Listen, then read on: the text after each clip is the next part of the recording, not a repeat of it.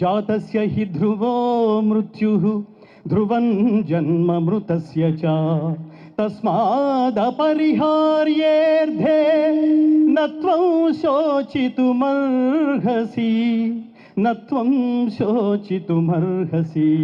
భగవద్గీత అంటే జీవన గీత, మరణ గీత కాదు. ప్రతి మాట ఉన్నతంగా జీవించడం ఎలా అని చెప్తుంది. ఇందులో ప్రధానమైన శ్లోకం, నువ్వు పుట్టడం ఖాయం, పోవడం ఖాయం, పోయిన తర్వాత మళ్ళీ పుట్టడం ఖాయం, ఏది శాశ్వతం కాదని చెప్తుంది, వాటి వెనక పడొద్దని చెప్తుంది. ఏది శాశ్వతం అంటే, ఏది నిజమైన జీవితం అంటే, ఏది ఉత్తమమైన జన్మ అంటే, మనం వెళ్ళిపోయిన తర్వాత కూడా we miss you sir, we miss a great man. ఆ మహాత్ముడు లేని లోటుని ఇవాళ మేము ప్రతి క్షణం గుర్తు చేసుకుంటూ ఉన్నాం అని ప్రజల చేత కీర్తించబడేంత అఖండమైన కీర్తి తను జీవించి ఉన్న కాలంలో నిన్ను ఎలా ప్రేమించుకున్నావో, సమాజాన్ని అలా చూడగలిగినప్పుడు మాత్రమే ఇటు సమాజం అటు పరమాత్మ నిండుగా మనల్ని ఆశీర్వదిస్తాడు. బతుకంటే అది కదా.